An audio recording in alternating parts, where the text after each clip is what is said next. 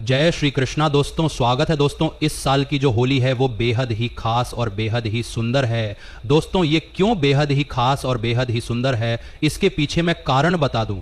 क्योंकि दोस्तों पंचांग के अनुसार इस साल 13 मार्च दिन गुरुवार को होलिका दहन है और रंगों वाली होली 14 मार्च को ही मनाई जाएगी। और इस साल बहुत बड़ा चंद्र ग्रहण है और दोस्तों जब भी चंद्र ग्रहण लगता है तो होली का प्रभाव और भी बढ़ जाता है। जो लोग साधक हैं, जैसे कि तंत्र क्रिया जानते हैं, जो लोग जैसे मंत्र सिद्ध करना चाहते हैं, या फिर जो लोग जैसे कि आध्यात्मिक क्षेत्र से जुड़े हैं, उनके लिए चंद्र ग्रहण बहुत ही ज़्यादा इस साल शुभ रहेगा। कैसे शुभ रहेगा वो हम आपको बताएंगे। 2025 में तो होली के दिन दोस्तों चंद्र ग्रहण है और चंद्र ग्रहण के समय अगर कोई भी क्रिया करते हैं और किसी भी उपाय को आप अपनाते हैं या फिर कोई भी जो क्रिया होती है उसे अगर आप अपने जीवन में पालन करते हैं तो आपको ज़रूर लाभ मिलेंगे। चाहे धन आकर्षित करने के लिए, चाहे कोई भी दौलत पाने के लिए, यह होली बहुत ही खास होने वाली है। दोस्तों हिंदू पंचांग के अनुसार फाल्गुन पूर्णिमा को होलिका दहन और इसके अगले दिन होली मनाई जाती है। इस साल 13 मार्च दिन गुरुवार को होलिका दहन है। सुबह 10:35 पर फाल्गुन माह की पूर्णिमा तिथि की शुरुआत हो रही है। ये 14 मार्च को 12:23 में समाप्त होगा। 13 मार्च को होलिका दहन है। इस दिन होलिका दहन का शुभ मुहूर्त रात 10:45 से लेकर रात 1:30 तक रहेगा। कब है होली और रंग कब खेला जाएगा, रंग वाली होली कब खेली जाएगी? देखिए दोस्तों, होलिका दहन के अगले दिन होली मनाई जाती है, इसलिए इस साल 14 मार्च को होली है। इस दिन देश भर में धूमधाम से रंगों वाली होली मनाई जाएगी। लेकिन याद रहे इस दिन चंद्र ग्रहण भी है। दोस्तों होली पर चंद्र ग्रहण का साया हिंदू पंचांग के अनुसार होली का त्योहार हर साल फाल्गुन मास की पूर्णिमा तिथि की रात में आरंभ होता है। इस दौरान होली का दहन किया जाता है और उसके अगले दिन रंगों से होली खेली जाती है। इस साल 13 मार्च को होली खेली जाती है। इस साल 13 मार्च को होली खेली जाती है। इस साल 13 मार्च को होली खेली जाती है। होली के ही दिन यानी 14 मार्च को साल 2025 का पहला चंद्र ग्रहण लग रहा है, जो भारतीय समय अनुसार सुबह 9:29 से शुरू होगा और दोपहर 3:29 पर समाप्त होगा। हालांकि उपछाया होने की वजह से यह ग्रहण भारत में दिखाई नहीं देगा। इसके कारण यहाँ सूत्रकाल मान्य नहीं होगा। अब जब सूतक काल मान्य नहीं होगा तो आप लोग दिल खोलकर होली मनाएं। आप कोई भी कार्य कर सकते हैं। भारत में इस चंद्र ग्रहण का कोई भी फर्क नहीं पड़ेगा। होली जमकर मनाएं। प्रभु श्री राम जी नाम लेकर होली खेले, आपके ऊपर कभी ग्रहण नहीं लगेगा। प्रभु श्री राम के नाम से ही ग्रहण शुभ परिणाम देने लगता है, शुभ फल देने लगता है। होली पर आपका बाल बांका भी नहीं होगा। एक बात नोट कर लीजिए, दूर दूर तक इस चंद्र ग्रहण का भारत पर कोई असर नहीं होगा। यह ग्रहण बाहर विदेशों में लग रहा है, वो भी रात के समय, क्योंकि बाहर विदेशों में उस समय रात होगी, इसीलिए भारत में इसका कोई भी असर नहीं है। जब सूतक काल नहीं लग रहा है तो होली जमकर खेले। दोस्तों होलिका की अग्नि में ये 5 चीज़ें भूलकर भी कभी मत डालना, इससे उल्टा आप पर गरीबी आ सकती है, घर में कंगाली आ सकती है। होली के दिन ऐसी पूजा कभी ना करें। दोस्तों हिंदू परंपरा में होली का त्यौहार बुराई पर अच्छाई की जीत का प्रतीक माना गया है। होली का महापर्व खुशियों और रंगों से भी जुड़ा होता है। होली की रात को दैवीय शक्तियां की रात माना जाता है। इसका दिन आसुरी शक्तियां का नाश होता है और दैवीय शक्तियां का उद्गम होता है। इससे दरिद्रता का नाश करने का, जीवन में चल रही परेशानियों को मिटाने का, दुख, दर्द, तकलीफ और सभी कष्टों से छुटकारा पाने का सबसे अच्छा दिन माना जाता है। शास्त्रों में नक्षत्र विद्या में होली की रात को सिद्धि की रात कहा गया है। इस दिन नकारात्मक और सकारात्मक ऊर्जाएं दोनों ही बहुत ज्यादा सक्रिय रहती हैं। इसीलिए लोग सदियों से इस दिन सिद्धियां हासिल करने के उपाय करते आए हैं।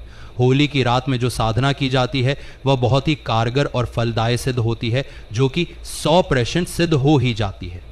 इस दिन आप किसी भी देवता की साधना को सिद्ध कर सकते हैं। आज के इस वीडियो में हम आपको बताएंगे होली पर किए जाने वाले कुछ ऐसे प्रभावशाली उपाय जिनसे आप आने वाले नए हिंदू वर्ष में खुशियां ही खुशियां पाओगे। आप अपने दुख, दर्द तथा कष्टों को मिटा सकेंगे। लेकिन क्या आप जानते हैं होली पर यह 5 चीजें कभी नहीं चढ़ानी चाहिए, इससे उल्टा आप बर्बाद हो सकते हैं। जानने के लिए वीडियो को अंत तक जरूर देखें।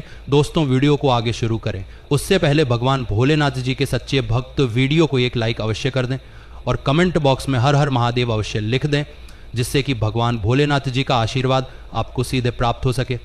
दोस्तों, शास्त्रों के अनुसार माना जाता है कि होलिका दहन पर होली की अग्नि में टूटा हुआ गन्ना अर्पित नहीं करना चाहिए, ना ही होली में खराब गन्ना अर्पित करना चाहिए। इससे उल्टा आपको होली मैया का श्राप लग सकता है।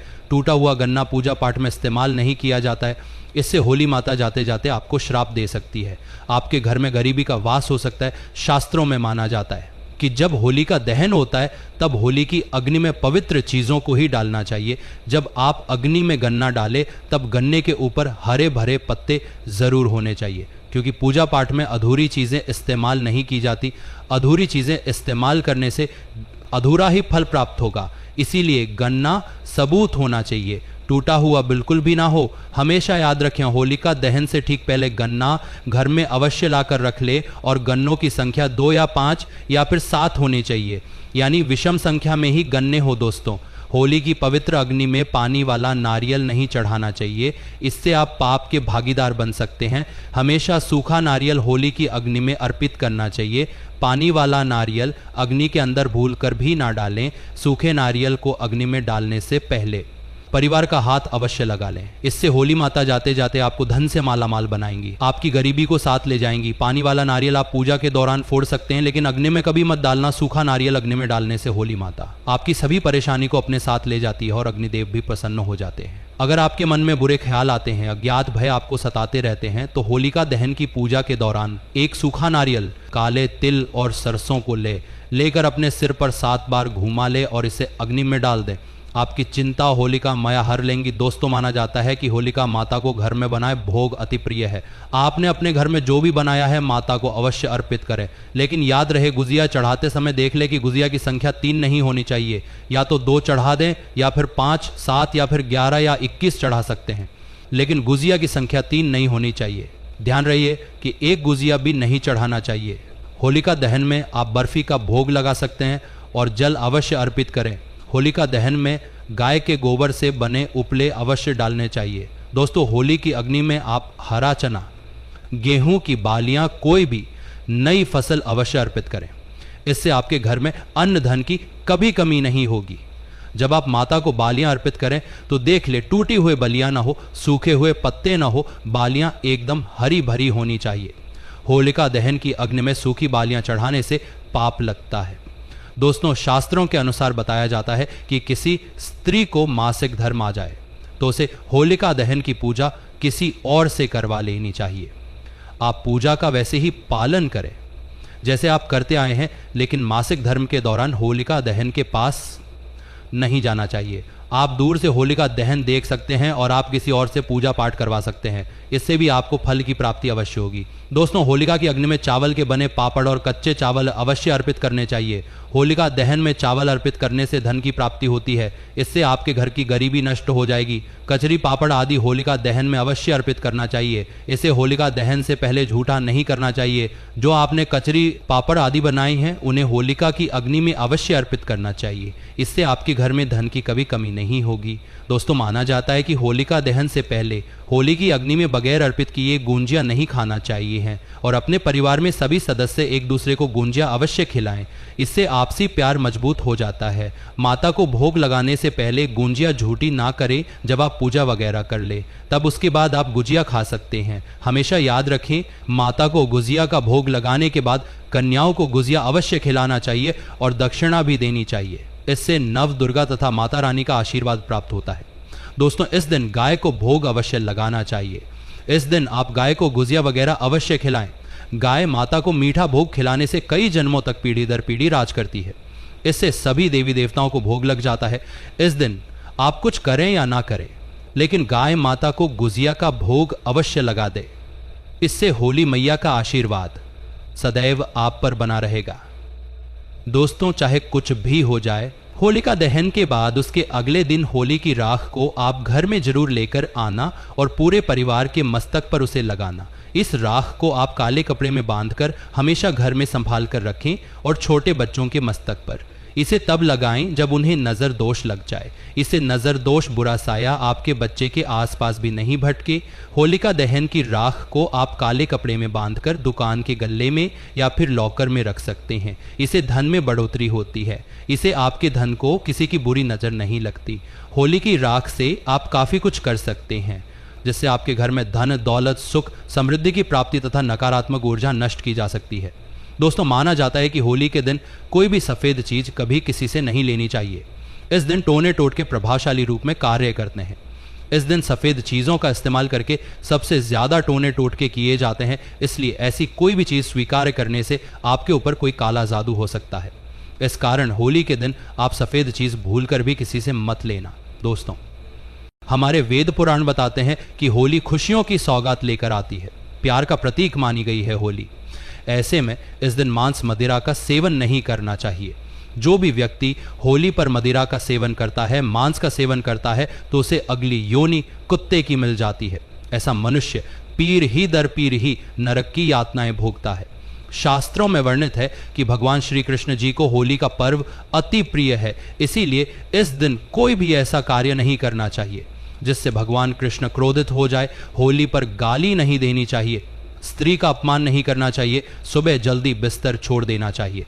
होली के दिन ज्यादा सोना नहीं चाहिए। होली के दिन पवित्र पर्व पर सहवास नहीं करना चाहिए। इस दिन स्त्री से दूर रहे। प्राणों में उद्धृत है कि इस दिन हर किसी को होली अवश्य खेलनी चाहिए। होली का रंग कई प्रकार की नकारात्मकता को अपने आप नष्ट कर देता है। इसीलिए जो मनुष्य सच्चे दिल से होली खेलता है, उसके ऊपर होली मैया का आशीर्वाद सदैव बना रहता है। होली एक पवित्र त्योहार है। इसे अपवित्र करने वाला व्यक्ति सदियों तक कृष्ण भगवान के श्राप का भागी बना रहता है। इसीलिए होली का पर्व सच्चे दिल से तथा सच्ची श्रद्धा के साथ ही मनाना चाहिए। दोस्तों, होली के दिन इन खास चीज़ों को लाना न भूलें। मात्र ये कुछ खास चीज़ें होली के दिन लाने से आपके जन्म जन्मांतर की गरीबी मिट जाएगी। दोस्तों, वास्तुशास्त्र में कुछ ऐसी चीज़ों के बारे में बताया गया है जिसे होली से पहले घर पर लाना बहुत ही शुभ होता है। इसीलिए होली से पहले आप अपने घर पर इन चीज़ों को ज़रूर लाएं।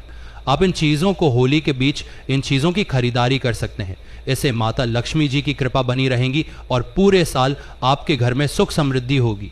चलिए जानते हैं इन खास चीज़ों के बारे में। दोस्तों, नंबर 1, तोरण। हिंदू धर्म में तोरण या बंधनवार को बहुत ही शुभ माना जाता है। पर्व त्योहार और शुभ मांगलिक कार्यों के दौरान मुख्य द्वार पर तोरण लगाए जाते हैं। मान्यता है कि इससे नकारात्मक ऊर्जा खत्म होती है और घर पर सकारात्मक ऊर्जा का प्रवेश होता है। घर के मुख्य द्वार पर तोरण लगाने से माता लक्ष्मी जी का आगमन भी घर पर होता है। ऐसे में आप